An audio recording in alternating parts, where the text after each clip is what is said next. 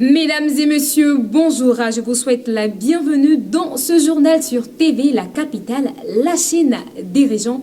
Voici pour vous les titres. À Sakasso, nous parlerons de Sa Majesté Nanon Kwaku Djet II, 14e souverain du royaume baoulé intronisé. À Korogo, Tabaski 2024, l'ONG La Bienfaisance et son partenaire Croissant Rouge offrent des vêtements à 500 enfants de la région. Puis à Boisflé, un atelier de sensibilisation, de protection, de restauration et la gestion durable des sols support du verger à l'Acadie en Côte d'Ivoire a été organisé. Enfin, à Yamoussoukro, nous parlerons de la cérémonie solennelle de clôture de la première session ordinaire 2024 du Sénat. Mesdames et messieurs, bienvenue dans ce journal. Nous démarrons avec cette information de Sakasso. Désigné dans l'ordre de succession pour occuper le trône, le prince régent Nanon Kwadio Maxime a été intronisé le lundi 17 juin 2024 à Sakasso. Il va régner sous le nom de Sa Majesté Nanon Kwaku Djet II, devenant ainsi le 14e souverain du royaume baoulé. Il succède à Sa Majesté Nanon Akwabouni II, décédé l'année dernière. L'intronisation du nouveau roi s'est faite dans la cour royale de Sakassou, siège du royaume baoulé en Côte d'Ivoire. Reportage de notre correspondant, voici son récit.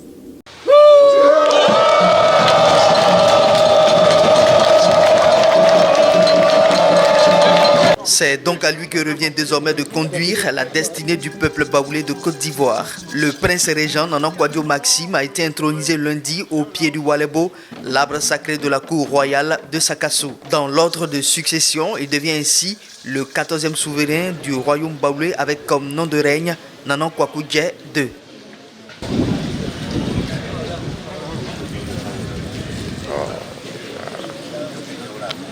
Après la cérémonie traditionnelle dans le sanctuaire de la cour royale, le nouveau guide du peuple baoulé a fait une apparition publique suivie de l'annonce officielle de son investiture prochaine.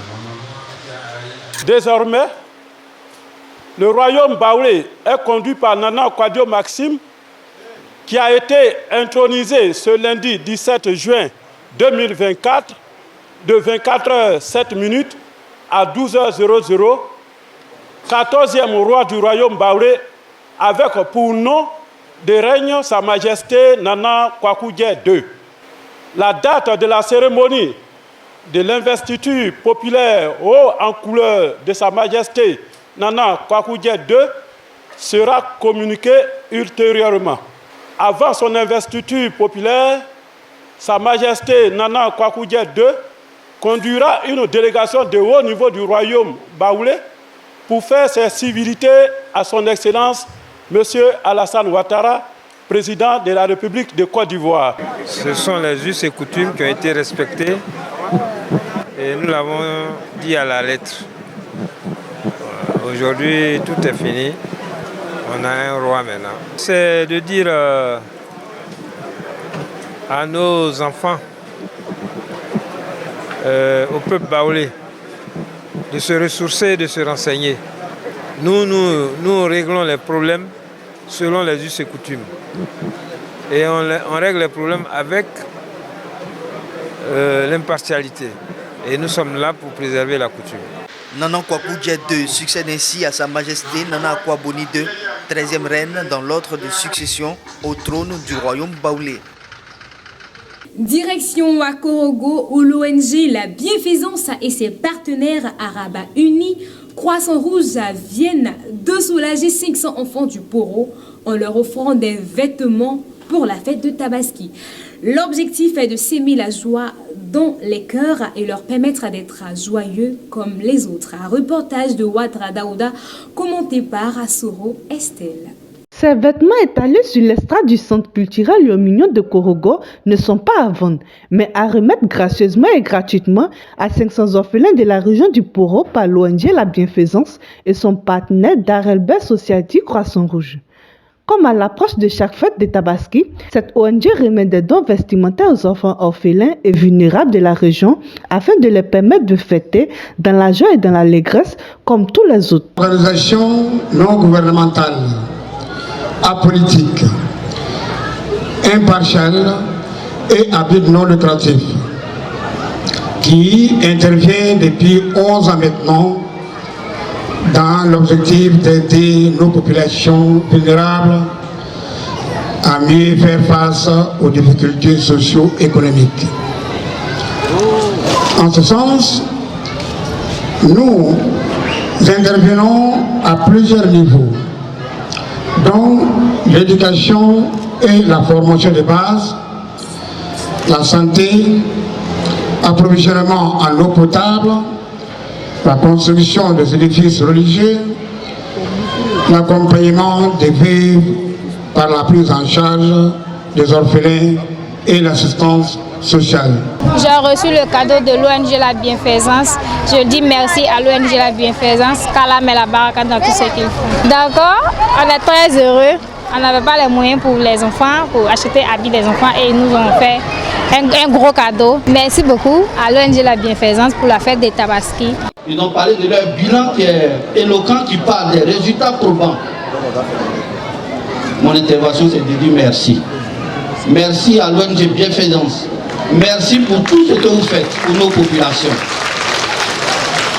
Et si vous voyez que nous, autorités administratives, chaque fois quand nous sommes invités, nous associons notre image à cette importante cérémonie ou bien à ces importantes cérémonies, c'est que l'ONG, ce que l'ONG fait, c'est le relais, c'est la complémentarité de l'État.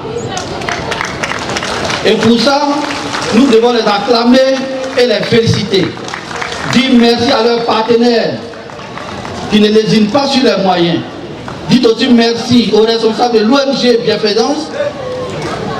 Le bien fondé, c'est que les dons arrivent où il faut qu'ils arrivent. C'est ça qui est le plus important. Et ça, c'est à saluer. Et pour vous dire que leur action à fort impact social va au-delà même de la région du Poro. Pour preuve, sur leurs documents, ils ont fait des dons dans toutes les villes, telles que à Bobo, Genoula, Boisflé, pour dire que c'est une structure à caractère international, national, et en faisant le bien, il n'y a pas de tri. Notons que l'ONG La Bienfaisance a procédé le jour de la fête des Tabaski à remettre de la viande de mouton et de bœuf à la population de Korogo afin de leur permettre de fêter dans la gaieté et dans la joie.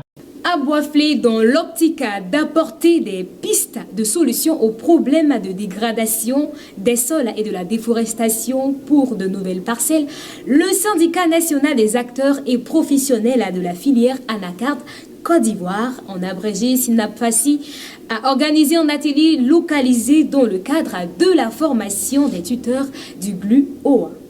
Autour du thème environnement et travail, les perspectives d'une transition juste dans la filière Anacarde de Côte d'Ivoire.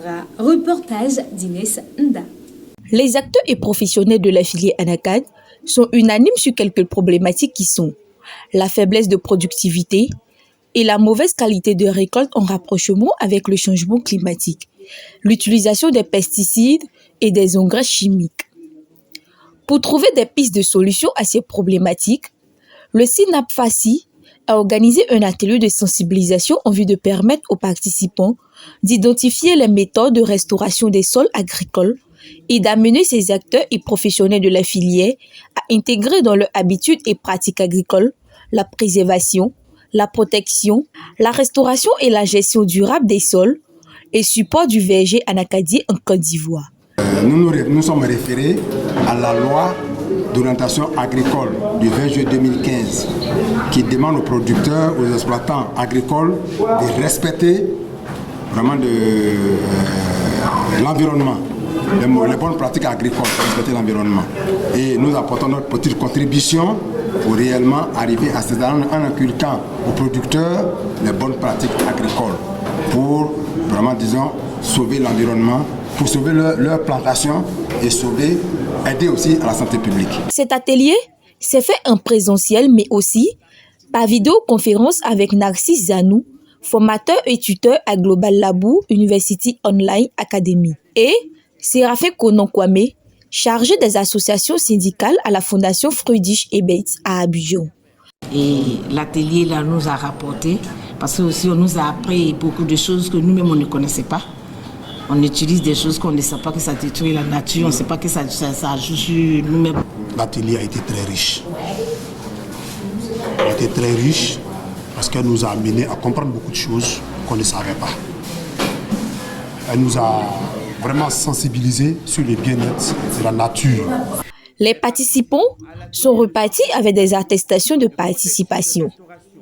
Et enfin, Yamoussoukro, la présidente du Sénat, son Excellence Madame Kandia Camara, a procédé à la clôture de la première session ordinaire de la Chambre haute du Parlement ivoirien au titre de l'année 2024, le mercredi 19 juin 2024 à Yamoussoukro.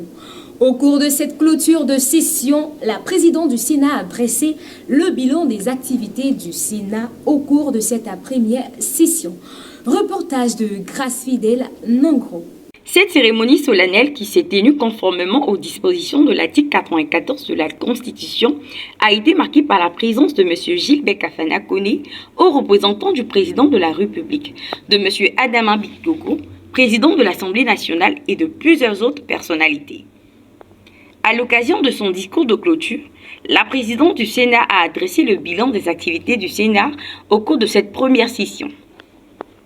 Au titre des activités législatives, ce sont au total 19 projets de loi qui ont été adoptés par les sénateurs avant de se féliciter du travail du président de la République pour le développement de la Côte d'Ivoire, puis appeler les Ivoiriens de tous bords à l'union et la paix. Lancer dès à présent cet appel solennel à tous les Ivoiriens et à toutes les Ivoiriennes au rassemblement, à la paix, à la concorde et à la solidarité, au moment où se profile à l'horizon l'échéance électorale présidentielle de 2025.